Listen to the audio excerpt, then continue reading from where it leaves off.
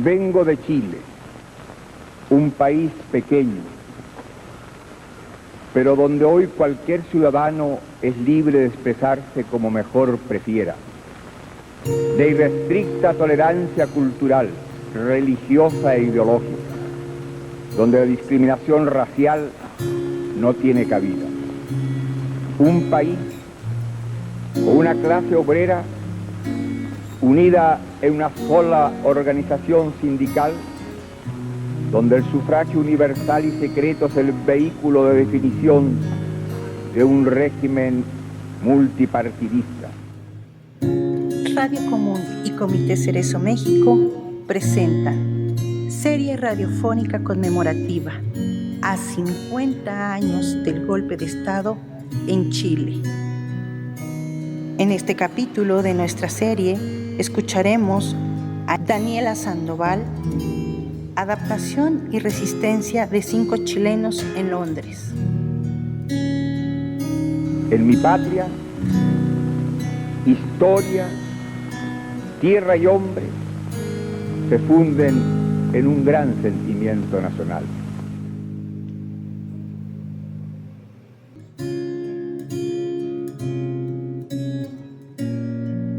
Bienvenidas y bienvenidos a Radio Común. Usted está escuchando Radio Común a través de la www.radiocomun.mx, también a través de el 103.1 de la frecuencia modulada y para todo el mundo a través de nuestras redes sociales, a través de facebook.com/Radio Común y lo mismo en nuestro canal de YouTube.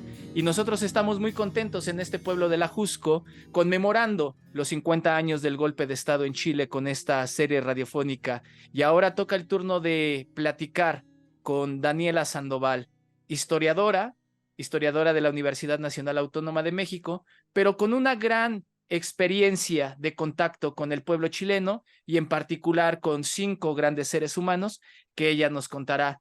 Daniela, pues muchas gracias por compartir con nosotros tu espacio y tu tiempo. Al contrario, muchas gracias a ti por la invitación y a Radio Común por la transmisión muy especial que están haciendo. Nosotros estamos muy contentos de que estés aquí con nosotros y antes de entrar a nuestro tema vale la pena mencionar que Eva Daniela Sandoval Espejo es licenciada en Historia por la ahora Facultad de Estudios Superiores Acatlán, también maestra en Historia por la Facultad de Filosofía y Letras de la UNAM, pero al margen de sus grados académicos, también una excelente persona. En este punto, cuéntale por favor al auditorio de Ajusco Radio quién más eres, qué es lo que involucra tu actividad, Daniela. Pues básicamente desde el 2009 me dedico a la docencia. He sido profesora a nivel básico, secundaria, también en algún momento di clases a primaria y desde el 2011 trabajo para la universidad en el Colegio de Ciencias y Humanidades plantel Naucalpan y pues muy feliz de ser docente, ¿no? Es lo que hago, básicamente. Qué bueno que remarcas esto y ahí es donde considero que tu profesión es muy bonita, ser profesora en el Colegio de Ciencias y Humanidades y con más razón del plantel donde tú egresaste, plantel Naucalpan. Pues bien, llegó el momento en donde tu trabajo académico, tu trabajo como estudiante, concluyó y por lo tanto entraste en el proceso para alcanzar el grado y optaste para la titulación, que de una vez adelanto obtuviste una mención honorífica, optaste para titularte, elaborar una tesis. Y ahora sí, por favor, cuéntale al auditorio de Radio Común, ¿cuál fue el tema que abordaste con este trabajo? Pues creo que primero tengo que hacer como algunas acotaciones. Creo que es muy importante, digo, para la gente joven que nos escucha, siempre el hecho de realizar una tesis es un embrollo. Puede llegar a ser hasta traumático llegar a hacer una tesis, ¿no? Eh, y pues para mí fue un embrollo. Terminé la licenciatura en el 2004, egresé y pasaron una serie de circunstancias. Hace poco una doctora que nos dio una clase, nos decía ella, se atraviesa la vida y justamente así sucede para muchos de nosotros, estudiantes, ¿no? Se atraviesa la vida. Entonces a mí se me atravesó la vida, mi madre enfermó de gravedad y yo abandoné una primer tesis sobre cine mexicano porque me gusta mucho el cine mexicano, mucho, mucho. Entonces estaba trabajando ya una tesis sobre la visión de la pobreza a partir de 5 películas y cuando sucede la enfermedad de mi mamá, la abandono, ¿no? Entonces pasan un tiempo, ¿no? 1 año, 2 años, yo como que me empezaba a desesperar porque justamente ya se había quedado en el olvido y junto con ella, pues también se había quedado en el olvido el hecho de tener un título universitario. Entonces, por circunstancias otra vez de la vida, se vuelve a atravesar y me llevó a Londres, ¿no? Las circunstancias fueron personales, creo que no hace falta que las platique, pero eh, sería un rollo muy largo y otra historia, pero básicamente por una circunstancia personal, me voy a la ciudad de Londres, específicamente Birmingham, antes de ir a Londres, y en Londres empiezo a trabajar en un restaurante. Y al año y medio de esa estancia en la ciudad de Birmingham, eh, me muevo a la ciudad de Londres. Birmingham es la segunda ciudad más grande después de Londres. Entonces, Londres es otra cosa, ¿no? Es una ciudad cosmopolita, gigantesca. Algunos ingleses piensan que de cada 10 personas que van caminando por la calle, 6 de ellas son de otra nacionalidad, ¿no? Entonces, es una ciudad que tiene como mucha vida, está muy activa y demás. Entonces, entro a trabajar a un restaurante. Por supuesto, mi inglés era malísimo, entonces tenía que conseguir un restaurante en donde yo pudiera, pues, hablar poco y hacer un trabajo en donde no eh, necesitara hablar tanto inglés. Em, ya en Birmingham había trabajado en un restaurante, en la cocina, justamente. Ahí aprendí básicamente a hablar inglés, lo poco que sabía, y en Londres se volvía a repetir la misma situación. Entonces yo busqué trabajo en una cocina y vi una solicitud que me llamó la atención porque el restaurante se llamaba El Vergel. Entonces envié mis papeles y me hablaron al poco tiempo, me hicieron una llamada telefónica. Cuando contesto el teléfono me dijeron, hola, ¿cómo estás? Yo dije, español y con mi acento, ¿no? Yo dije, sí, sí quiero el trabajo, donde sea, ¿no? Y ese mismo día, el día que me hablaron, me dijeron que si podía ir presentarme ese mismo día. Entonces agarré mis cosas, me fui, em, llegué al restaurante y me entrevistó una mujer muy amable, Estela de García, que de nacionalidad chipriota, pero se había casado con un mexicano, había vivido en México y tiene la segunda nacionalidad, justamente su segunda nacionalidad es México, ¿no? Bueno, es mexicana. Entonces, para ese momento me dice que, pues, no, pues estaba en un restaurante que tenía un concepto de comida fusión. ¿Por qué fusión? Pues porque su esposo en ese momento era chileno, entonces tenía como una cuestión de comida latinoamericana y del Mediterráneo, ¿no? Que es de donde ella es. Y que si me quería quedar ese día porque tenían muchísima gente, todo esto me lo dijo en 2 minutos, ¿no? Quédate, por favor, porque tenemos mucha gente, te toca limpiar las mesas. Y me quedé. Em, Al siguiente día me presenté de nuevo y platicamos un poco más y me dijo, mira, a mí me gustaría que tú te quedaras en la parrilla, ¿no? Que es como una eh, parte muy importante en aquel momento del Vergel. Le dije que sí me podía quedar, pero ella me dijo, primero te vas a la cocina, porque nos hace falta un integrante más en la cocina, hay mucho trabajo, hay que cocinar muchísimo, y me mandaron a la cocina. Entonces, yo ya había hecho cocina en el otro restaurante, pues por supuesto me sentí más a gusto en la cocina que en, en la posición de parrillera o mesera incluso, ¿no? También era otra posibilidad.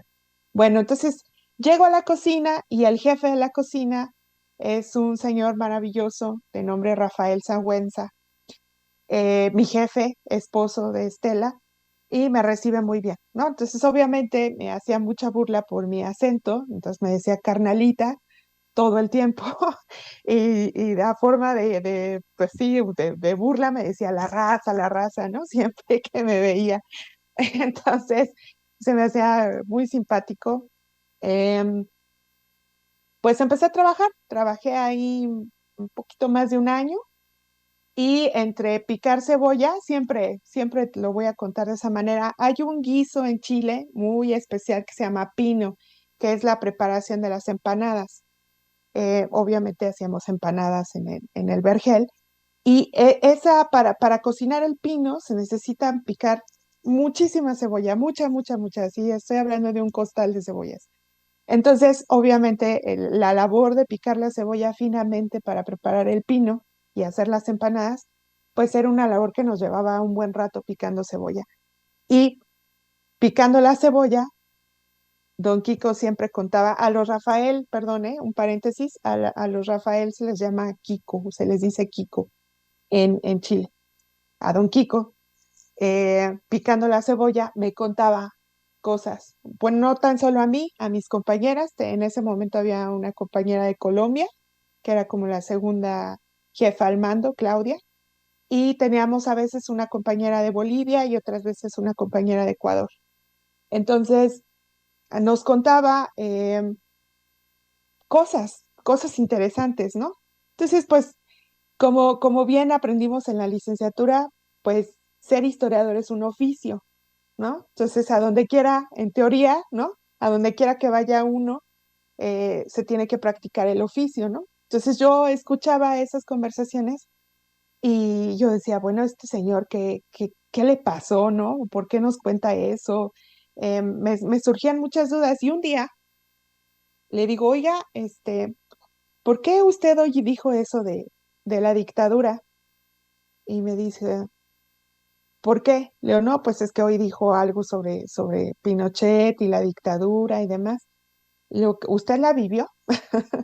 Entonces me dijo, ay, carnalita, pues sí, un día le voy a contar. De regreso a casa, yo me regresaba caminando a casa precisamente para no pagar un transporte, ¿no?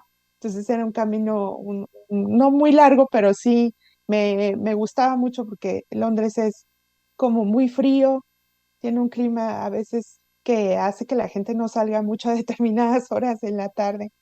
Entonces, uno de esos días pensé, yo dije, ¿y si es exiliado Don Kiko? Yo le voy a decir que lo grabo, ¿no? Yo le voy a decir que sí puedo hacer una historia oral de ahí.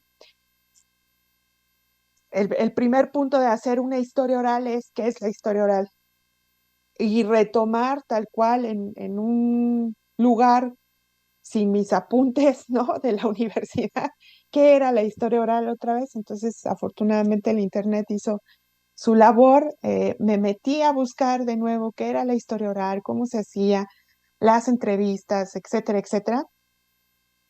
Y pues logré como formular un esquema que pudiera llevarme a un estudio, ¿no? De ellos. Entonces, un buen día, así, sin más, terminando el cierre de la cocina, terminábamos a las 2 de la tarde, me quedé unos minutos más y le dije, oiga, don Kiko, fíjese que yo estudié historia. Entonces él siempre se burlaba un poco, ¿no? Porque nos decía que estas estudiantitas nos decía que no saben hacer nada, ¿no? Porque pues obviamente éramos lentas, ¿no? En la cocina, a veces un tanto torpes. Entonces llegaban las compañeras de Bolivia, de Ecuador que se dedicaban a eso, pues obviamente eran mujeres fuertes, hábiles, ¿no? Tenían toda la maña en la cocina y las que no, pues obviamente teníamos bastantes errores. Entonces siempre me decía, dice, ya sabía que usted era una estudiantita. Dice, entonces, ¿qué quiere? Yo, no, pues que si usted me permite hacerle una entrevista y porque yo no me titulé, ya le conté todo mi drama, ¿no? Personal. Y él me dijo, bueno, te ayudo, me gusta, me parece. Y ya, entonces el otro, una vez que te dicen que sí, ahora es como hago la entrevista, ¿no? ¿Y qué de la entrevista? Porque no, hacer una tesis es una investigación sobre algo, debes de tener algo. Entonces me puse a leer muchísimo, a tratar de entender el fenómeno de las dictaduras otra vez. Ya lo habíamos visto en la universidad, pero una cosa es verlo y otra cosa es ya estar frente a alguien que vivió un proceso histórico tan complejo. El puente con los chilenos, tu contacto con los chilenos y allá vamos, entonces es con Don Kiko. ¿Qué es lo que Don Kiko les dijo en la cocina que prende tu interés? Una vez contó de cuando los militares los formaron para entrar a uno de los estadios, al Estadio Chile. Y yo dije, canijo, o sea, imagínate esa historia ahí de repente que te la están diciendo ahí en vivo, está fuerte.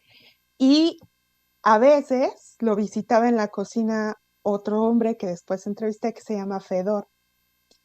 Y se peleaban con una intensidad entre el comunismo, maoísmo, socialismo, ¿no? Con todas las ideologías, pero hazte cuenta que era 1970 entre ellos. Tanto que se llegaban a enojar, se paraban y se iban porque pues diferían, ¿no? Eh, y eso también me llamaba mucho la atención. O sea, yo escuchaba la plática y sabía que se habían peleado, pues, pero todo era por una cuestión ideológica, ¿no? Y que si hubiéramos hecho A y que si el Partido Comunista hubiera dado tal documento en el año de no sé qué, no hubiéramos pasado por tal cosa, ¿no? Si hubiéramos reforzado al MIR, eh, hubiéramos tenido un brazo armado mucho más robusto, etcétera. Entonces, las discusiones eran de ese tipo y otras historias versaban mucho sobre la cotidianidad.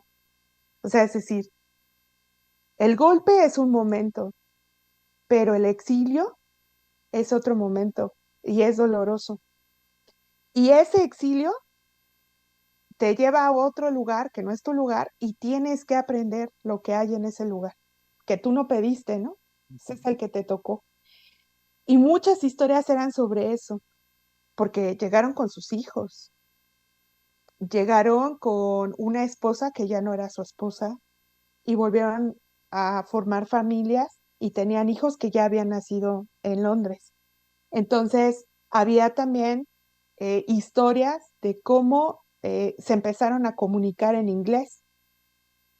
Entonces, sí, para mí era todo eso, pues me parecía como, como digno de recopilarse, ¿no? O sea, como alguien que te está contando cosas muy cotidianas de su vida, pero que tienen mucha relevancia porque es un proceso o parten de un proceso más grande, en este caso, pues del exilio en sí mismo, ¿no?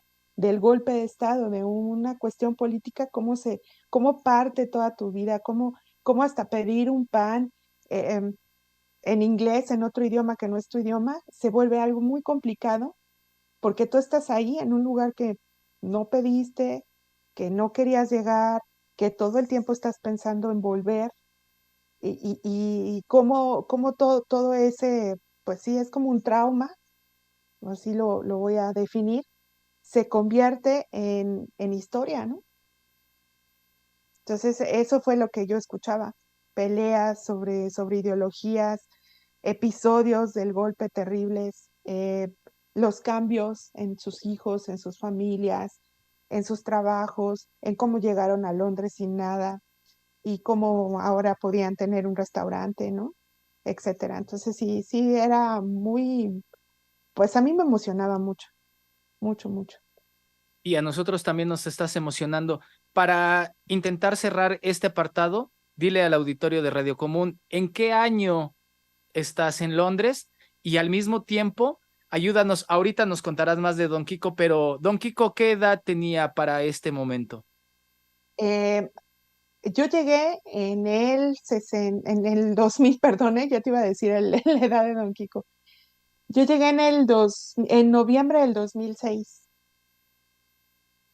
el último día de noviembre del 2006, no se me olvida, parece que era 29 o 30 de noviembre, el día que yo llegué. Es que hay como un día de viaje, ¿no? Entonces salí el Claro. 29 y llegué el 30.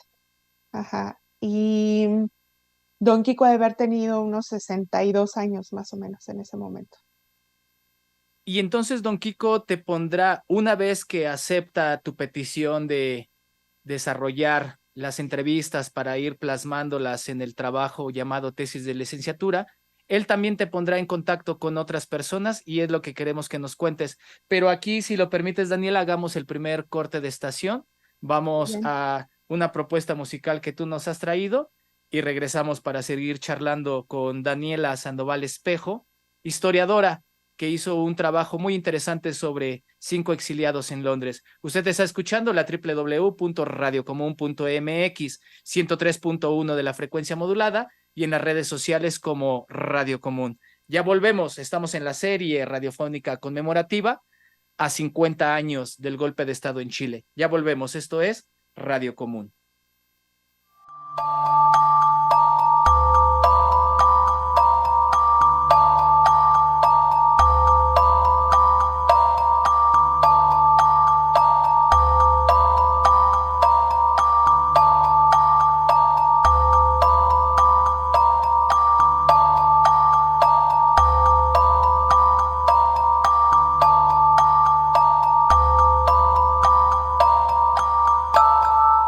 A 50 años del golpe de Estado en Chile.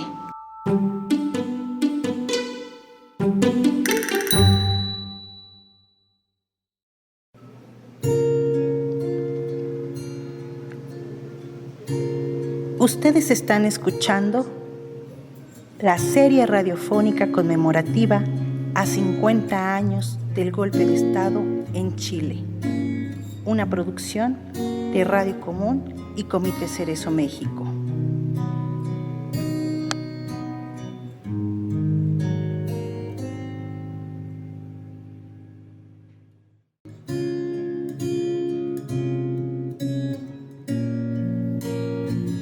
Pues ya estamos de regreso en la www.radiocomun.mx, también a través del 103.1 de la frecuencia modulada. Estamos en esta serie conmemorativa a 50 años del golpe de Estado en Chile, conversando con la historiadora Daniela Sandoval. Daniela, nos hablaste de cómo llegaste a Londres, cómo conociste a Don Kiko, y todo esto porque tu tesis de licenciatura aborda el caso de 5 chilenos exiliados en Londres. Uno de ellos es Don Kiko, pero por favor cuéntale al auditorio de Radio Común quién más y con quién trabajaste. Bien, pues cuando yo le propongo a Don Kiko esto, yo ya previamente me había puesto a leer eh, cómo había sido el golpe, ¿no? Porque pues para el historiador sin contexto no hay historia. Entonces yo tenía que informarme primero. Tengo que destacar que yo tenía una duda como muy normal cuando tú te propones hacer una historia oral y le propones al testigo que quieres hacer una historia oral sobre su vida, etcétera, porque es muy interesante. Siempre te preguntan, porque es una duda normal, ¿qué me vas a preguntar? ¿No? Es como algo que, y entonces uno ya tiene que estar preparado para eso, no le puedes decir que no. Tengo que agradecer la ayuda de un chileno que estaba en ese momento estudiando el doctorado allá y que Diego, Diego me ayudó a armar el guión, digamos, qué se puede preguntar, qué no se debe preguntar, o sea, como la parte muy técnica, eso es muy, muy importante. Por ejemplo, eh, si me dicen que no, yo no debo de insistir. Si yo veo que no para de hablar y hablar y hablar, yo no interrumpo. Si yo veo que llora, yo guardo todo el respeto y pregunto, ¿quiere usted seguir hablando de esto? Si me dicen que no, respeto, ¿no? Entonces, como todos esos pequeños consejos que parecieran obvios, no son tan obvios a la hora de aplicar una entrevista. Entonces, en ese sentido, la otra cuestión era las preguntas. Y me acuerdo muy bien que Diego me dijo, ¿qué quieres saber?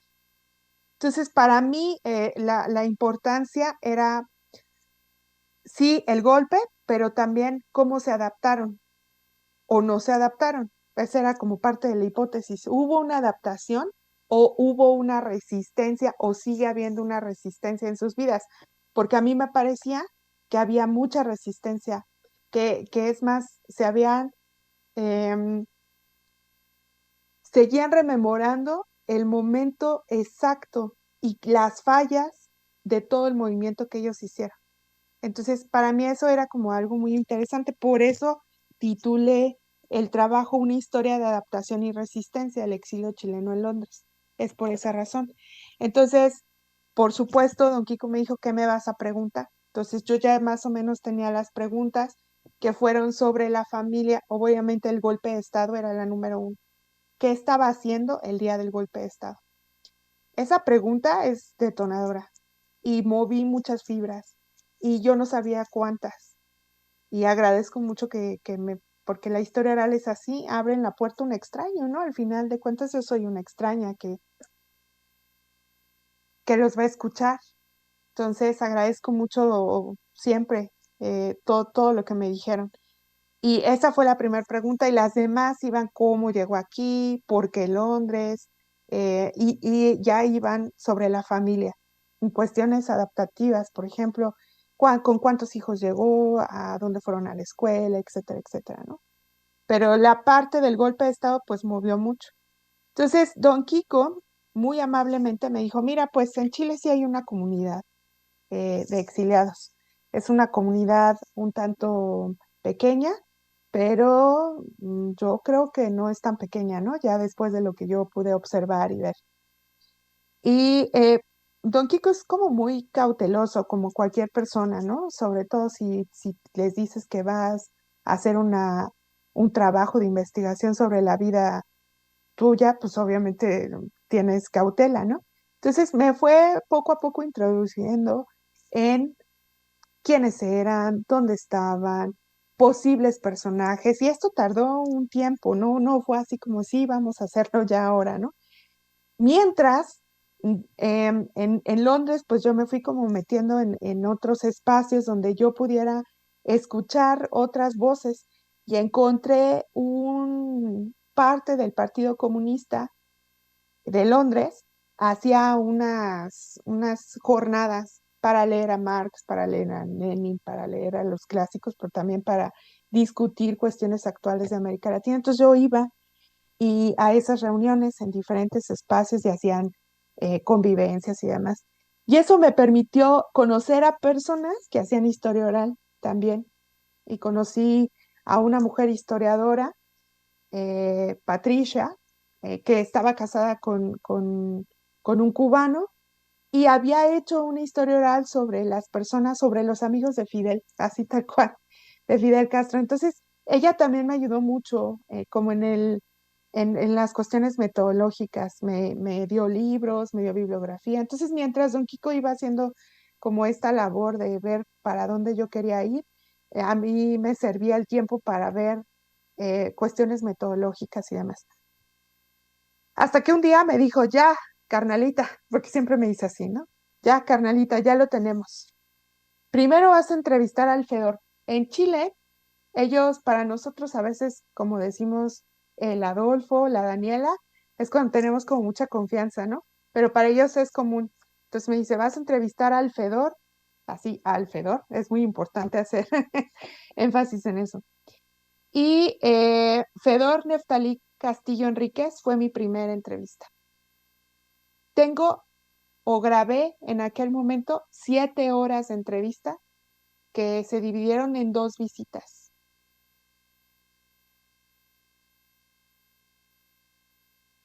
Perdón la pausa.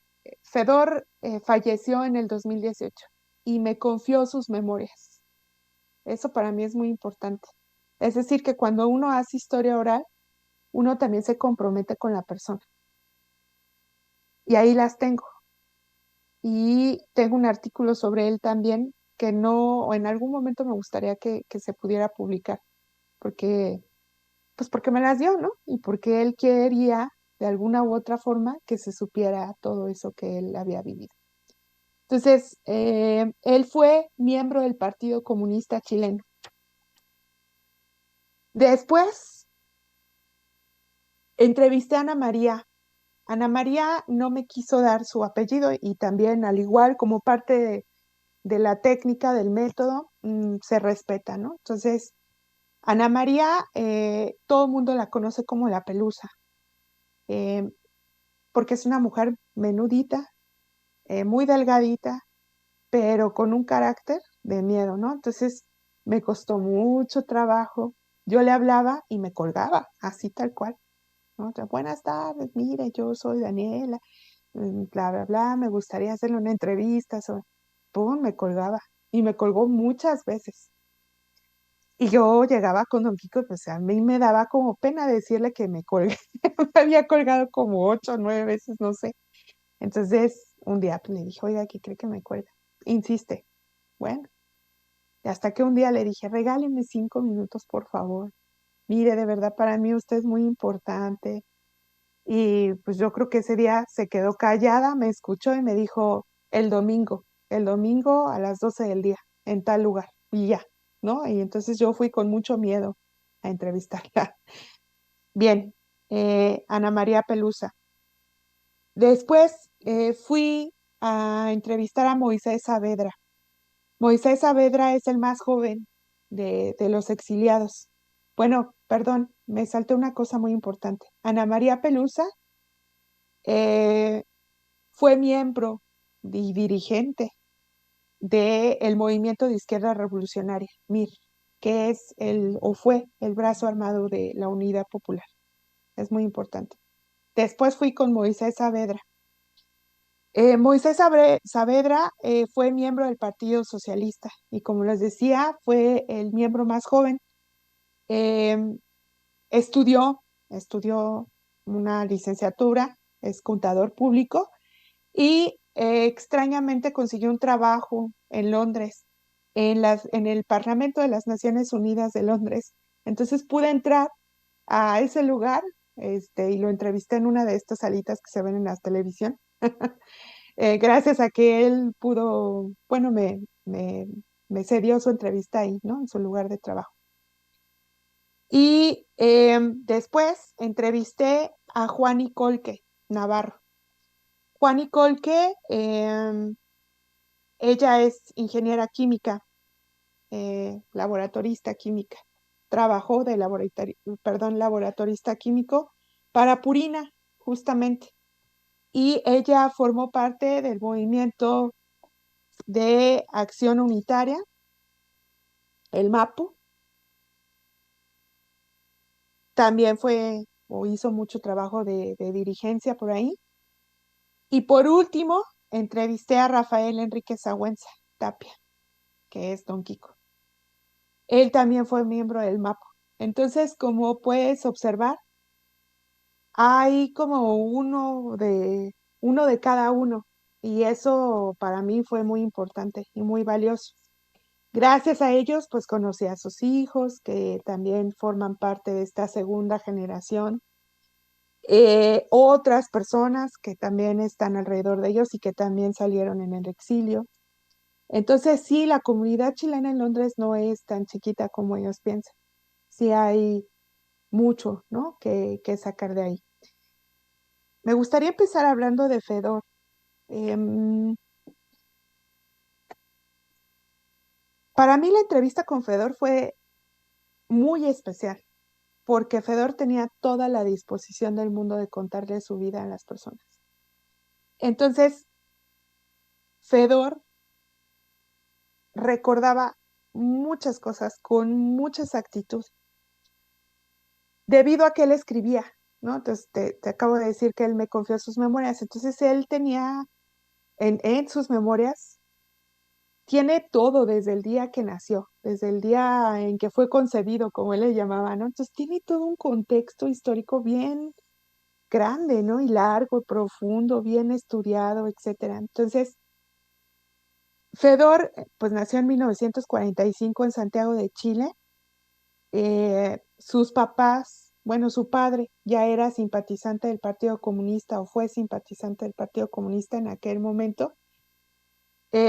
Tuvieron 12 hijos, él fue eh, el cuarto, entonces el primer hombre, y por lo tanto él siempre contó que era el regalón de la familia, como le dicen los chilenos, al consentido. Em, Hizo muchas cosas, trabajó de muchas cosas, pero cuando tuvo 19 años, se integró a las Juventudes Comunistas. Y en las Juventudes Comunistas comenzó a hacer el trabajo de propaganda y le enseñaron un oficio, que es lo que nosotros conocemos como ser rotulero. Entonces se encargaba de hacer toda la propaganda de las Juventudes Comunistas y después del Partido Comunista y después del apoyo que el Partido Comunista le brindó a Salvador Allende. Entonces él era el encargado de distribuir todo. Él hacía el diseño de toda la propaganda. Y cuando sale de Chile, él era soltero. Mira, te voy a tener que decir que en Londres él siempre era como un Don Juan, ¿no? Entonces llegaba, ah, qué bonita muchacha, y, ¿no? Siempre nos andaba piropeando ahí a todas. Eh, y yo supongo que de joven era más, ¿no? Entonces él me dijo que tenía una novia, eh, esa novia pues ahí se quedó en Chile, ¿no? Y cuando llega acá, pues forma una familia, ¿no? Pero en sí salió soltero. Entonces, no sé si está bien que pasemos a leer algunos pedacitos o los dejamos hasta el final y te voy contando sobre cada uno de ellos primero. Pues mira, creo que al público le encantará que vayamos también escuchando la voz de estos protagonistas. Si tú lo permites, dale voz, trae a nuestra memoria a Fedor Castillo. Muy bien, entonces voy a leer un pedacito de entrevista. Como te decía, mm,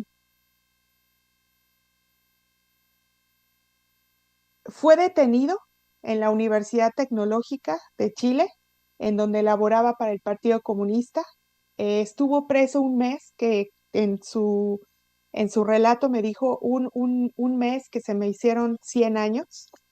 Fue trasladado y torturado, primero en el Estadio Chile y después en el Estadio Nacional. Cuestión que lo hizo perder la noción del tiempo y pues obviamente por eso se le hizo muy largo. Golpeado, lo arrojaron a la calle y una vez en libertad, decidió irse a una población que se llama Mendoza, en Argentina, obviamente en la frontera. Y eso sucedió el 16 de marzo de 1974. Permaneció 4 años en el exilio en Argentina y después metió sus papeles para que lo pudieran mover el ACNUR, que es el Alto Comisionado de las Naciones Unidas para los Refugiados. Muchos de ellos tuvieron que pedir este tipo de ayuda porque en el 75 viene el golpe de Estado en Argentina. Entonces ya no podían soportar otro más y en un lugar que no era su casa, ¿no? Bueno, él tenía 29 años, era soltero cuando salió. Entonces, el pedacito que les voy a leer es un recuerdo del Estadio Chile, justamente. Cito, a las 5 de la mañana por ahí, los milicos, los militares para nosotros, se tomaron la universidad, nos ocupan, toman la universidad, nos hacen salir. Creo que nos fuimos, perdón, creo que fuimos los últimos en salir. Nosotros estábamos en el teatro, pero en el subterráneo del teatro. No era fácil para quienes no conocían, no sabían cómo llegar al subterráneo del teatro. Entonces fuimos los últimos en salir y cuando salimos, porque sentimos tiros y gritos, esa fue la razón, porque salimos y salimos así como, ¿qué está pasando? Y cuando ya salimos hacia afuera, en la sala o en el patio, los milicos nos apuntaban y disparaban y nos decían, comunistas, nos dicen huevadas, nos tratan mal y ahí manos a la nuca y nos echaron por los corredores a un patio y cuando llegamos a ese patio ahí me doy cuenta, lo que te decía antes, de la cantidad de compañeros que nos habíamos quedado, un poco más de 400. y todos tirados en el suelo con las manos en la nuca. La primera impresión fue horrible porque además había compañeros muertos, jóvenes asesinados. Fue horrible. Yo digo que está escrito, era una gran alfombra multicolor tirada en el piso. Fue muy triste todos mis compañeros, que a la gran mayoría los conocía. Estuvimos ahí desde muy temprano, 6 de la mañana como hasta las 3 o 4 de la tarde, no sé exactamente, botados en el suelo con las manos en la nuca, con ráfagas de ametralladora que pasaban de allá y pasaban para acá y se cruzaban gritos que se sentían que caían partes de los edificios, muy, muy cruel todo eso, muy horrible. Los milicos nos cruzaban por encima, corriendo por encima de nosotros. Éramos una alfombra. Ellos pasaban por encima de nosotros y pegándonos con la culata en la cabeza, en los hombros, en la espalda. Nos dieron muy duro. Cada 3 minutos, baja la cabeza, comunista de mierda, que te parto con una ráfaga. Eso era cada 3 minutos. Ya no sabía si era cierto, si alguien levantaba la mano o no. Era todo un amedrentamiento para ponerte en una condición de indefenso total, incapaz de defenderte. Fue tan grande el cuadro, el espectáculo, no había manera de cómo reaccionar. Ahí tirado en el suelo, va, va, va, va, va, las balas, va, va, va, decían, comunista de mierda, y se oía un grito. Y ahí estaban unos compañeros arriba en el techo. Tenían una pistola y trataban de defenderse o asustarlos. Fueron los compañeros que cayeron. Muy fuerte el testimonio que nos compartes, Ujú, voz de Fedor. el Fedor, diría Don Kiko, ¿no? Ujú. Pues sirva este recuerdo que tú haces también para honrarle. Nos has mencionado que Fedor Castillo nació en 1945 y nos dejó en el año 2018. Pues cuéntanos de los otros, Daniela, cuéntanos. Sí, rápidamente decir que Fedor en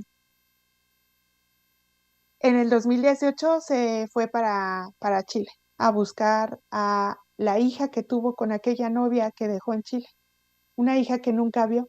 Entonces un día en mi celular veo el nombre de una muchacha que no conocía y me dice, mi papá está aquí y me pide por favor que le cuentes quién fue él. Ah, no, no, ¿sabes qué? Qué cosa, que yo le contara a ella quién había sido su papá, porque yo tenía esto. Entonces le envié todo, todo lo que tenía de él, todo, todito, todo. Y, y pues bueno, después falleció, ¿no? Estaba muy enfermo. Y entonces, pues que estemos platicando aquí de él, mm, sí me gustaría decirle que hoy está saliendo en la radio. Se lo debo, le debo mucho a Fedor. Bueno, pues la siguiente mujer es Ana María Pelusa. El día que llegué a su casa, tiene un jardín muy bonito, un jardincito. Y pues yo iba muy nerviosa porque como ya me había colgado muchas veces el teléfono, por supuesto tiene una personalidad muy, muy fuerte, muy fuerte. Es una mujer que ha pasado por todo. Entonces, Pelusa se casó a los 16 años y tenía 4 hijos al momento del golpe de Estado. Ella ya era buscada por los militares desde antes porque ya tenía un cargo de dirigente en el movimiento de izquierda revolucionaria, que es el movimiento más radical, ¿no? Y, por supuesto, este movimiento pues apoyaba la Unidad Popular. Básicamente, el rol que tenía Pelusa dentro del MIR era recuperar los predios quitados a las personas pobres. Eso era. Entonces, ella era ruda, ¿no? Salía, golpes, todo, ¿no? Y por esa razón ya había sido varias veces fichada, ya tenían datos sobre ella. eh, entonces, por esa razón ella sabía que su compromiso era mucho más alto que el de otras personas. Bueno, al momento del golpe, ella no estaba con sus hijos ni con su familia. Se había tenido que esconder en el movimiento de cristianos por el socialismo, que fue muy importante, ¿no? Estos, pues, teólogos de la liberación, padres, ¿no? Que ayudaron mucho en este momento. Entonces, ella estaba en alguna de las poblaciones, le avisaron que había sido el golpe y va a esconderse ahí, ¿no? Entonces, tenía 30 años justamente cuando sale de Chile. Sale de Chile gracias a que este movimiento de cristianos por el socialismo le ayuda. Y su hijo más grande tenía 12 años al momento del golpe y que sale con él, y el más pequeño 6 años. Entonces, el relato que yo les voy a platicar de ella ya va en estos miras hacia la adaptación. ¿Hubo o no hubo adaptación? Entonces, cito, me dan un departamento en Londres por New Kent Road y yo pasé ahí como 4 meses en el departamento que lloraba día y noche y fumaba. Me fumaba un cartón de cigarrillos entre sábado y domingo. Esos son 200 cigarrillos porque era tanto el sentido de culpa de estar vivo y de estar acá, de no saber lo que le pasa a tus compañeros, a tu familia, a tus amigos. Y un día estaba en mi living llorando y fumando, pidiendo sorry for myself, more or less. Entonces, como digo yo, me pegué una patada en el culo y me dije, Pelusa, si te duele tanto, si tanto te preocupa que ¿qué estás haciendo sentada aquí? Hay que salir a la calle, hay que denunciar esto. Entonces al siguiente día cogí una revista que aquí le llaman Time Out y yo hablaba muy poco inglés, o sea, un inglés champurreado malísimo. Comencé a ir a todas las reuniones de mujeres del movimiento feminista y las escuchaba, y las escuchaba, y las escuchaba, y trataba de entender qué es lo que decían. Por ejemplo, siempre me acuerdo de una cosa, fui a una reunión y estaban hablando de una nueva tecnología y yo las escuchaba que estaban hablando de la nueva tecnología y de que las mujeres que habían crecido en las Filipinas y en otros lados, que por las manos chiquititas, etcétera. Entonces yo decía, ¿qué huevada es eso de la nueva tecnología? Yo no entendía. De repente me cae la chaucha de que están hablando, como diríamos en Chile, que en la guerra se utilizaban a puras mujeres, como pasaban en la radio, por los supuestos, perdón, por los compuestos chiquititos que solo se utilizaban las manos pequeñas o máquinas especiales. Ah, me cae la chaucha y digo, ¿me dan la palabra, por favor? Y yo digo, yo soy refugiada política chilena y en mi país hay un golpe político de Estado. Estaban matando a la gente. Está pasando esto y está pasando el otro y en mi país las mujeres no podemos estar trabajando en la nueva tecnología, precisamente porque hay un desempleo terrible, porque pasa esto, porque pasa el otro y yo necesito el apoyo, la solidaridad de ustedes para apoyar a mi pueblo porque hoy día está siendo avasallado. Las mujeres se daban el tiempo y la paciencia de tratar de escucharme y de entenderme, porque era difícil tratar de entender a una persona que habla muy poco inglés, que ocupa media hora o más platicando lo que te dije ahora en medio minuto. Después iba a las mujeres y a la educación y a las pláticas de aborto y a todas partes. Yo escuchaba al principio, escuchaba y escuchaba, y cuando trataba de entender para dónde va la discusión, yo metía la cuchara para hablar el problema chileno, la discusión sobre Chile y a pedir solidaridad. Para ella, ahí termina la cita, para ella, pues obviamente sus hijos fueron un punto muy específico. Y me contó lo siguiente, cito, primero que nada te dije que mis hijos no estaban conmigo antes de que dejara Chile. Ellos estaban muy conscientes de que su madre andaba haciendo otras cosas que eran más importantes que ellos. Ellos siempre tuvieron muy claro que ellos no eran importantes en ese sentido, de que la mamá estuviese ahí. Yo los quería, los protegía, los cuidaba, pero la mamá tenía que hacer otra cosa porque la mamá estaba luchando por una cosa que era justa.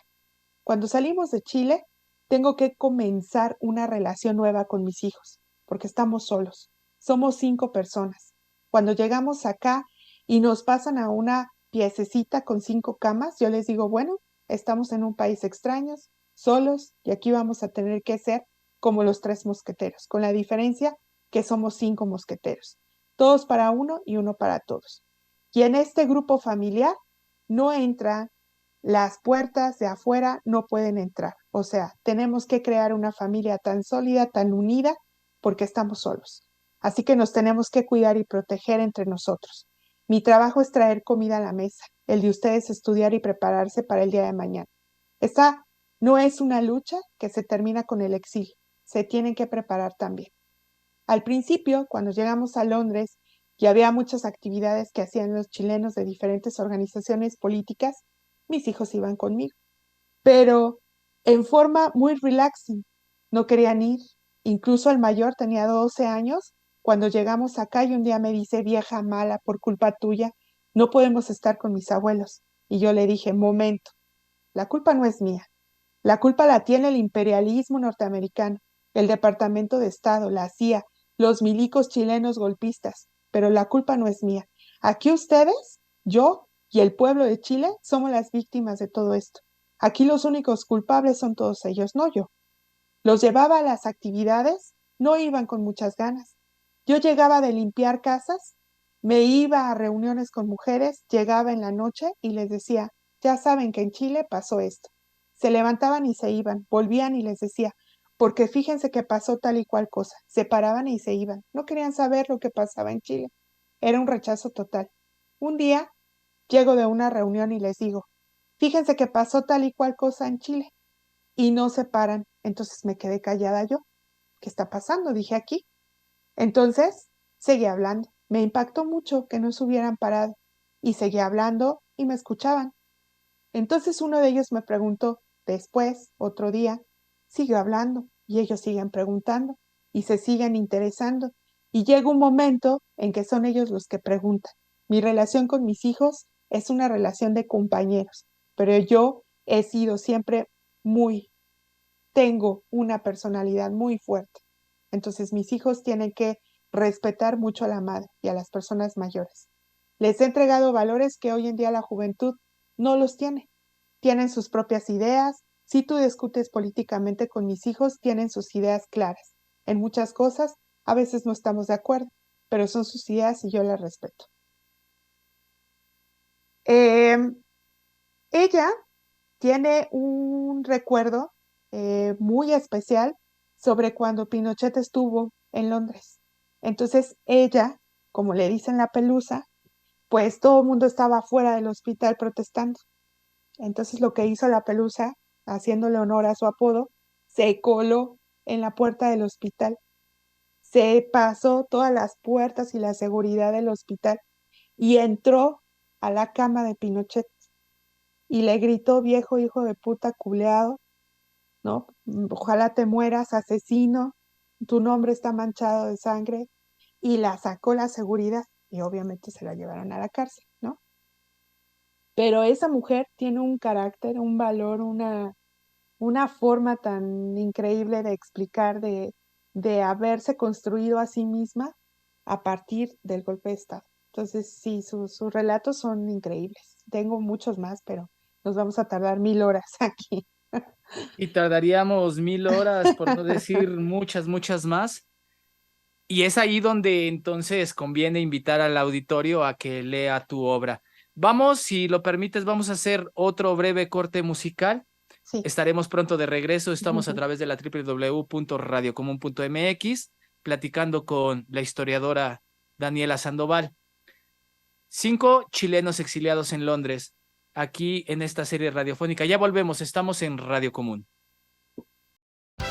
Música, noticias, información, todas de interés social. Escúchanos siempre aquí en Radio Común. Este es un programa completamente en vivo desde Radio Común. A 50 años del golpe de Estado en Chile.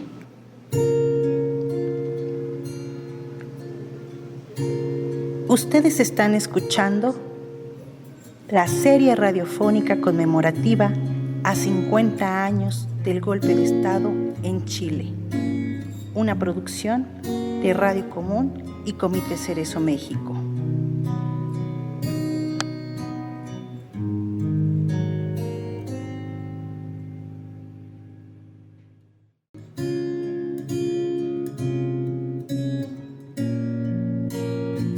Pues ya estamos de regreso en la www.radiocomun.mx. Estamos charlando con la historiadora Daniela Sandoval, hablando de 5 exiliados chilenos en Londres. Hablamos ya de El Fedor, hablamos de Pelusa. Por favor, ahora, Daniela, cuéntanos el caso de Moisés, por Ujú. favor. Bueno, Moisés, pues fue el más joven de los entrevistados. Llegó a Londres cuando tenía 23 años. Era estudiante de la licenciatura en sociología y ya después estudió para contador, pero ya en Londres. Fue ayudado por el ACNUR también a salir de Chile. Mira, con Moisés hay una cosa muy particular. Moisés tenía un alto grado de compromiso en el Partido Socialista. Yo supe eso, pues porque los demás me contaron, no porque él me haya contado. Entonces había que respetar esa situación. Es decir, que el día del golpe, él casi no me quiso contar cómo salió, por qué salió, eh, dónde estaba y qué estaba haciendo. Pero por los demás, sé que estaban muy inmiscuidos, ¿no? Y como era muy joven, también le entraba, ¿no? A todo. Entonces, en ese momento, él no me lo quiso decir ya. Pero la entrevista para mí con él fue como muy interesante porque hizo muchas reflexiones de Chile. Él, obviamente, cuando se restaura la democracia, ¿no? Lo que dice la historia oficial, él regresa a Chile. Entonces me dijo, y cito, ya lo empecé a sentir hace tiempo y eso tiene que ver con mis visitas a Chile. Desafortunadamente uno se queda en la memoria con el país que uno vivió, el que dejó.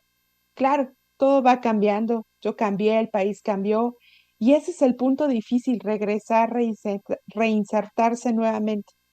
Mucha gente lo ha hecho. Tal vez cuando esté más viejo, estoy seguro que probablemente quisiera regresar a las raíces. Lo haré. Se me fue esa inclinación hace algunos años y el hecho también de tener una familia.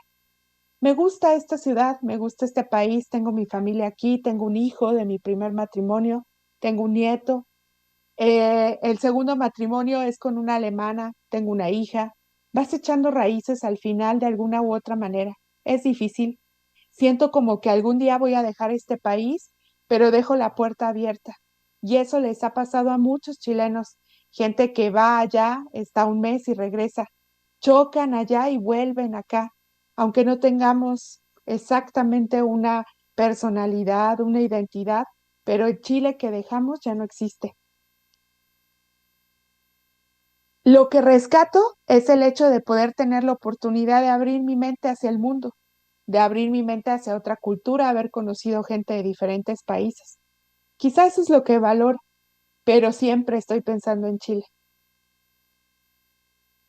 La posibilidad de abrirte la mente es lo que me ha dado aquí, pero mi cariño está en Chile.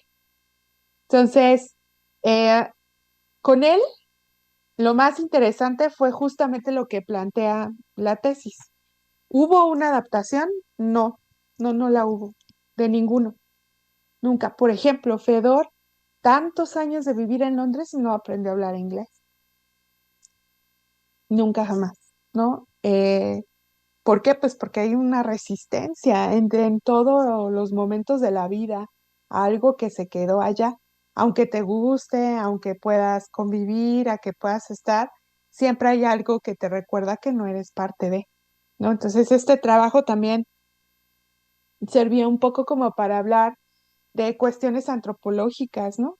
Identidades y demás, que no es el tema, pues, pero esa adaptación siempre fue fallida, aunque estén allá o aunque pudieran tener un trabajo, hijos, esposa, lo que fuera, ¿no? Como es el caso de él, porque como llegó muy joven, pensaríamos que su adaptación fue más fácil y no, siempre estaba recordando de dónde es, ¿no? Y como él dice, un día regresar. La, la siguiente protagonista es Juani Colque. Bueno, ella Ay, es una mujer muy, muy amable, muy linda, eh, muy maternal, me pareció. La entrevisté en un parque, había mucho ruido, pero ella hizo todo lo posible por verme, porque estuviéramos a solas, no quería sí pudimos habernos visto en otro lugar, pero no quería que le escucharan sus hijos, su hija, y no por miedo, ¿no? Sino para estar, como ella dijo, tranquila.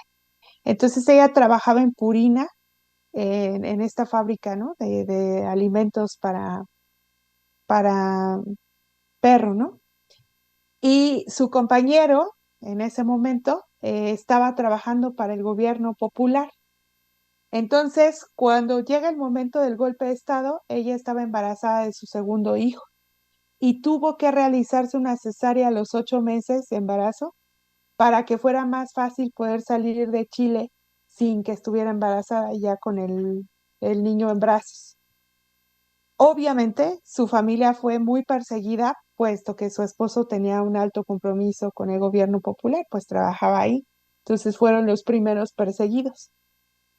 Eh, Salió de Chile a Argentina. El problema de haber salido a Argentina es, como te había mencionado, en el 75 pasa, ¿no? Lo de el golpe de Estado en Argentina y pues se vuelve eso terrible para todos los que pudieron exiliarse por un tiempo a Argentina.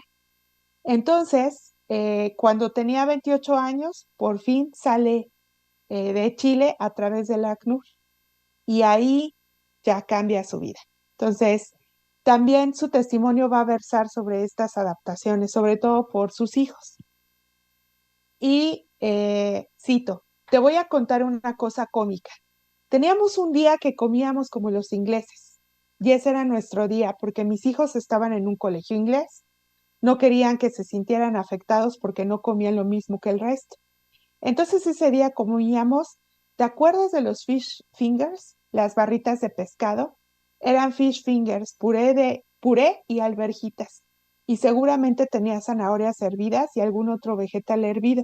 Y ese era el día que éramos ingleses en nuestra comida. Normalmente eran los viernes. Los otros días seguía cocinando lo mismo que en Chile en mi casa. Isabel, su hija, ha sido mi apoyo desde que ella nace. Ella tiene memoria, joder. Yo no creí que la tuviera, pero después conversando ha salido de los tiempos que estuvimos, de cuando había muchas luces en la noche, los helicópteros volaban bajito y los tres estábamos acurrucados. Isabel guarda eso en su memoria. Ahora creo que lo vivido afectó a mis hijos y en su salud, por ejemplo, que tienen gran relevancia porque fíjate que los dos en diferentes tiempos han sufrido como ataques de pánico y tú los ves muy enteros y se ven muy confidents.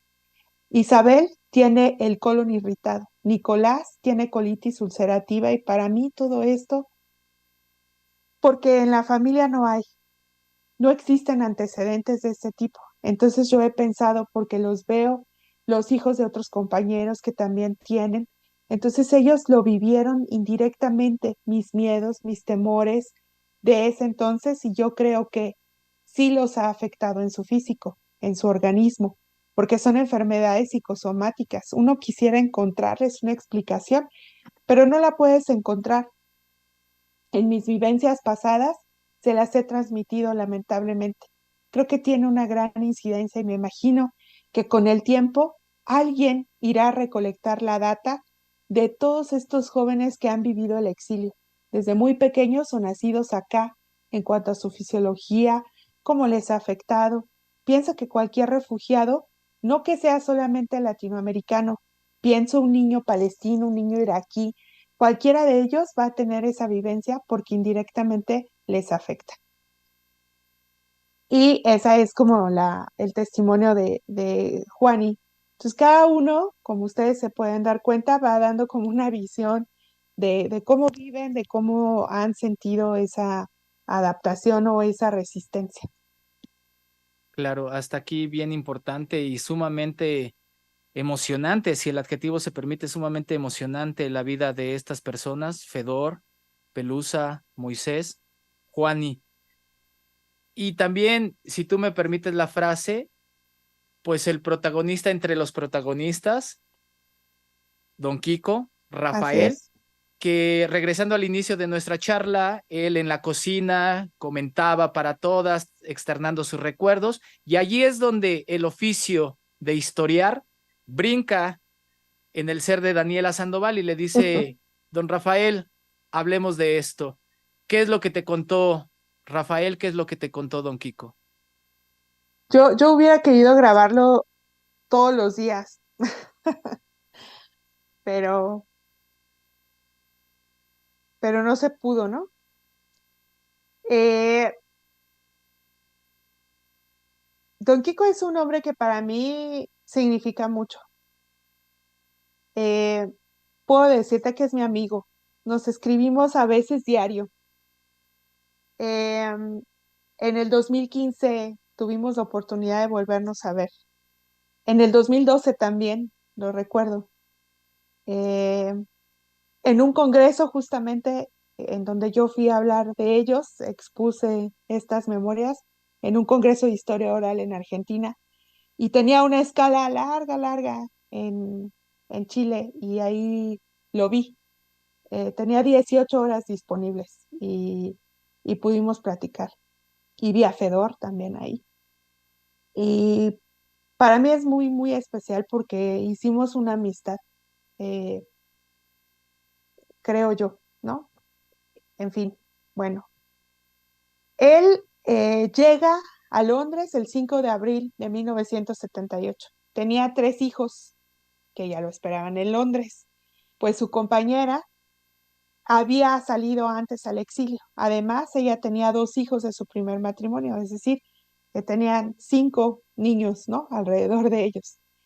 Pasó 4 años en la clandestinidad dentro de Chile, porque también tuvo una participación importante dentro del movimiento popular de acción unitaria, el MAPU, y él tuvo 29 años cuando salió al exilio por medio del Comité de Migraciones Europeas, que es diferente a la ACNUR.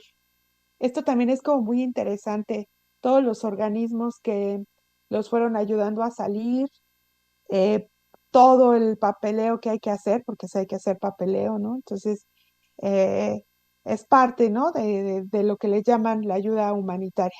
Bueno, tiempo después, cuando llega a Chile, se separa de su compañera y después tiene otra relación con Estela y vi básicamente lo que hacen es montar un restaurante en Londres que se llama El Vergel. Todavía existe el Vergel y está ahí en el Borough, como le llaman, muy cerca del Borough Market en Londres. Entonces, Em, les decía que de él les traigo muchos, muchos pedacitos de entrevistas porque en diferentes partes que trabajamos juntos, pues pudimos platicar más de lo que yo tengo en una entrevista general, ¿no? Pero bueno, lo que yo les voy a platicar de él es el pedacito de su reacción cuando Augusto Pinochet se encontraba detenido en Londres. Y cito. Yo no soy de aquellos que quieren venganza, que quieren verlos pagando las culpas. Yo creo que hay que hacer justicia y reivindicar a la gente que fue dañada. Siempre pensé que el peor castigo para ellos era volver a construir una sociedad justa. Siempre lo entendí así y todavía sigo creyendo que esa hubiese sido la opción más hermosa. Pero al final te das cuenta de que en Chile la derecha maneja al país entero y al gobierno. Se me vino todo encima, los recuerdos, los pensamientos, las broncas se despertaron. Fíjate que tenía la lucha entre el animal político y el Kiko Sagüenza por otro lado y dije, no, quítate al huevón racional de lado. ¿Para qué vas a amargarte la vida de nuevo? A hacer los cálculos políticos, irte allá y que a lo mejor lo van a soltar aquí y dije, voy a disfrutar, no en el sentido que está preso, no, voy a participar como todo el mundo. De hecho, empezó a ver las manifestaciones todos los días fuera de la clínica o de la corte hasta que nos dieron inmunidad y nos dejaron el pedacito chiquito pegado a la Cámara de los Lores, era donde nos manifestábamos. ¿Sabes lo que disfrutaba más? Miraba a todos los chilenos que hacía tiempo que no los veía, otros que no conocía. Se vino el sábado o domingo, sigue una manifestación europea, pero así grande, y ver pasar a los viejitos, todos esos viejitos, los otros ciudadanos de a pie, los que siempre estuvieron en sus casitas, los que nunca hicieron nada y que algunos han muerto acá, no tenían ni una esperanza, y verlos con las banderitas chilenas, las banderitas de su partido, verlos llegar ahí, pero feliz cuando eran las manifestaciones de la Unidad Popular. Tuve una conversa con la Estela y le dije, mira, esta cosa va para largo. Y como nosotros teníamos la estructura a la mano, nosotros vamos a apoyar. Y ahí salió un poquito la mezcla del ciudadano con el político. Le dije, aquí seguramente van a haber peleas de todo, los que van a querer tomar el control de esto, vamos a seguir hasta el final y vamos a apoyar en las cosas simples, tan simples como crearles el ambiente bonito a esto. Tú sabes, lo que hicimos todos los días es que llevamos sopa para que comieran todos los días. Venía gente de Chile que no traía dinero, era gratis, que no era más que la sopa que nos quedaba del vergel y la arreglábamos bonito, le poníamos más cositas, más consistente. Entonces se hizo toda una institución y era el momento rico. Cuando hacía frío y todo, volvíamos y perdón, volvió a vivirse exactamente todo el escenario político que había vivido la Unidad Popular. Se volvió a repetir. Fue casi 25 años después, exactamente lo mismo.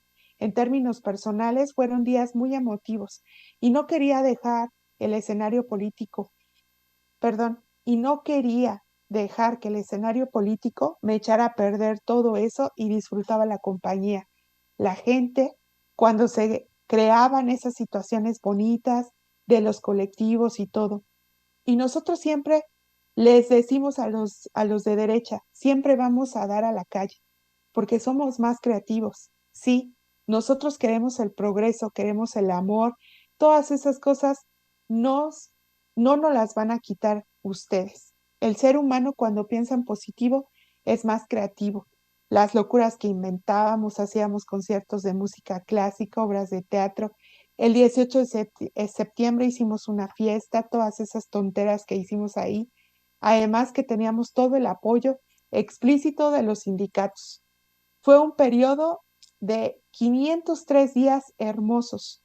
Fue como revitalizarse de nuevo, conocer otra gente, encontrarse con los antiguos, conocer otra gente que antes no había tenido la posibilidad de verlos. Y fue interesante. Los cabros chicos que volvían a reencontrarse con la idea de los papás y ellos ser capaces de proyectarla y aplicarla a la práctica fue muy, muy específico y hermoso. He de decirte que Don Kiko salió a recibir entrenamiento a Cuba. Entonces, tiene mucha teoría, Don Kiko, mucha teoría y mucha práctica también que hizo en Cuba, ¿no? Entonces, tiene una foto en su casa donde está ahí en Cuba justamente, pues en los tiempos donde fueron preparados, ¿no? Para este tipo de acciones. Y sí, ahora él, creo yo, todos quizá, pero él es el que trata, pues trata como de continuar la lucha de otra forma. Entonces está metido en colectivos, ayuda, hicieron una fundación para las personas desaparecidas, en donde se planta un árbol, en donde haya chilenos en el mundo y tiene una placa que dice el nombre de las personas. En su restaurante regala comida. Ahí está llena, bueno, en el momento en el que yo trabajé con él, estaba lleno de africanos, a todos les regalaba pan, a todos les ofrecía comida. Entonces es como un hombre que da mucho, ¿no? Y a veces incomprendido también, porque como buen latino, pues se le da la plática. Entonces, a veces se le olvidaba el trabajo y luego ya llegaba Estela Kiko, te dije que hicieras, sí, sí, ahorita, ¿no? Entonces era como muy común ese tipo de acciones en el vergel. Y pues básicamente esa es los relatos. Ya nos llevamos mucho tiempo, pero yo muy feliz de platicar, pues lo que hice con ellos, lo que me platicaron, de saber que están bien, más o menos sé un poco de todos gracias a Don Kiko. Y pues que la vida pasa y que a mí no me gustaría que estos relatos se quedaran ahí. Entonces los invito a que si tienen tiempo, lean. Se ve muy grande la tesis, pero realmente se lee muy rápido porque todo es relato o la mayoría es relato. Bien, con estas últimas palabras has dado parcial respuesta a lo último que yo quería preguntarte. ¿Qué ha sucedido con ellos después de tu estancia en Londres, ya transitadose más o menos una década? Ujú. Has dado ya breve respuesta en el caso de Don Kiko. Bueno, Fedor, nos dijiste, murió en el 2018. Pero, ¿qué pasó con Ana María? ¿Dónde anda? ¿Qué pasó con Moisés, con Juani? Eh, Hoy día, A- hoy día. Ana María sigue haciendo también su propaganda. Bueno, pues Ana María junto con Silvia, que fue la primera esposa de Don Kiko, están organizando justamente pues una serie de actividades para el 11 de septiembre y justamente hacerlo en Londres para su comunidad. Y tienen mucho vínculo con el Partido Comunista, entonces, de Londres. Entonces también están inmiscuidos, ¿no? Para que no, no se olvide. Entonces, están organizando eso, justamente lo que te había comentado con anterioridad, que si ellos podían brindarnos una entrevista, y eso fue lo que me platicaron, que están súper llenos de trabajo. Va a haber comida, por supuesto, van a hacer empanadas y no van a hacer una, van a hacer muchas. Son grandes bebedores de vino, entonces también va a tener toda su festividad, ¿no? Sé de ellas que están en eso. Todas son abuelas, las mujeres, entonces cuidan también a sus nietos. Ya Ana María ya no hace las labores de limpieza, que fue su trabajo principal en Londres. Ya no la hace, ya es jubilada, pero sí está pues al tanto de sus hijos, de sus nietos. Juan igual, ya es jubilada al momento. Sé que tiene una relación muy estrecha con Don Kiko, ahora se ven y se hablan sobre todo más. Tienen una red en Facebook en donde están todos y también pues uno puede más o menos entender que ahora se dedican mucho a este tipo de organizaciones que han hecho. Y Moisés también, ¿no? Moisés también está ahí algunas veces con su familia y otras veces en el trabajo. Él todavía trabaja, pues el más joven, como te decía. Entonces él todavía tiene como labores de trabajo. Don Kiko vive en España ahora. Eh, Intentó regresar a Chile y pues no se halló, como el relato muy parecido a lo que dijo Moisés. No sé, no se halló. Entonces dijo, pues hay un lugar que hablan español, ¿no? El clima no está tan terrible como el de Inglaterra y ahora vive en España y también hace toda su labor para ayudar, ¿no? Es interesante, solamente como un paréntesis que yo he observado, que tienen como mucha conciencia para seguir recordando, ¿no? Muy diferente a la que nosotros en México tenemos con nuestros procesos. Probablemente una explicación podría ser porque son procesos diferentes. Nosotros no tuvimos una dictadura y probablemente no nos unió como ese evento a nivel social, no lo sé, ¿no? Porque el 2 de octubre une a un sector. Probablemente esa es la explicación que yo podría encontrar, pero sí tienen como mucha conciencia de la memoria, de que no muera esto que está pasando. Y son muy políticos, pareciera que no, ¿no? No sé si Alejandra por ahí lo sacó a la luz, pero, por ejemplo, las discusiones que tienen y que se llevaron a cabo para la elección de Boric, por ejemplo, es todo un sistema, ¿no? Es muy parecido a lo que hicieron en la Unidad Popular. O sea, es juntar a la comunidad, hacer una verbena popular, ofrecer cafecito, un pancito, que todos se sienten alrededor, que se pongan temas de discusión a la mesa, que se discutan y como politizar a la comunidad. Entonces, eso los lleva, según yo, a que este 11 de septiembre sea muy especial para ellos.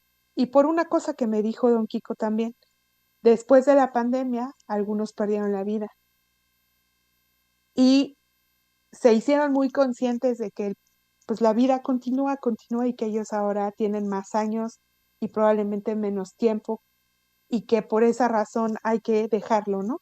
O sea, juntar a los hijos, juntar a los nietos, juntar al barrio, ¿no? En el caso de Londres, pues van a invitar a todos los que puedan y por eso hacen estos vínculos con el partido y demás para que puedan hacer una verbena popular mucho más grande y que se va a transmitir y etcétera, ¿no? Entonces, me parece que es de diferente forma en cómo ellos viven el recuerdo, la memoria, eh, y pues que no la dejan, ¿no? O sea, no es para ellos, sino es para los demás. Y eso me parece algo muy bonito y al mismo tiempo, mm, pues resistencia, ¿no? La Sin duda. resistencia. Daniela, dos preguntas muy concretas para despedirnos. Dile por favor al auditorio de Radio Común dónde encontramos la red de los chilenos que mencionaste. En el Facebook, se llama así Red de Chilenos en Londres. Le pueden poner en el buscador Red de Chilenos en Londres y los va a remitir a esta red y la pueden seguir. Y ahí van a encontrar otros proyectos que ellos tienen ya específicos como el de los árboles, hacen cosas de memoria, también tienen muchos vínculos, por supuesto, con sus familias en Chile. Entonces, creo que va a ser como muy rico, ¿no? Para quien le guste el tema, poder seguirlos por ese medio. Y por último, y me voy a robar una frase, ¿no? Por último, pero no menos importante, ¿dónde encontramos tu tesis? Esta la van a encontrar en TesiUNAM, solo hay que poner en autor mis apellidos y va a salir. Eh, Les decía, parece que está grandota, aquí la tengo, pero se Muéstrala un lee, poco más a cuadro, por favor. se lee muy bien. Y entonces alcanzo a leer ya una historia de adaptación y resistencia, el exilio chileno en Londres por Eva Daniela Sandoval Espejo. Así es. Pues Daniela, mi persona más que contenta por estar charlando contigo, es una lástima que nos tengamos que despedir. Por favor, unas palabras finales para el auditorio de Radio Común. Gracias a todos ellos por abrirle la puerta a una extraña, contarle su vida y va por Fedor. Y va por Fedor. Pues que así sea. Y si me permites, también por Ana María, por Moisés, por Juani, por Rafael, Don Kiko. Pues muchas gracias al auditorio de Radio Común. Estuvimos charlando con Eva Daniela Sandoval Espejo, historiadora. Lean este trabajo, sigan su carrera académica, búsquenla en persona si quieren conocerle allá en el Colegio de Ciencias y Humanidades Plantel Naucalpan. Y mientras tanto, quédense en Radio Común, todavía hay un poco más dentro de esta serie radiofónica conmemorativa a 50 años del golpe de Estado en Chile. Esto es la www.radiocomún.mx. En este momento atrás del micrófono Adolfo Ortiz. Y pues vaya, sigamos extendiendo la resistencia. Comité Cerezo México y Radio Común presentaron la serie radiofónica conmemorativa a 50 años del golpe de Estado en Chile. Les esperamos en nuestra próxima entrega. Radiocomún.mx, extendiendo la resistencia.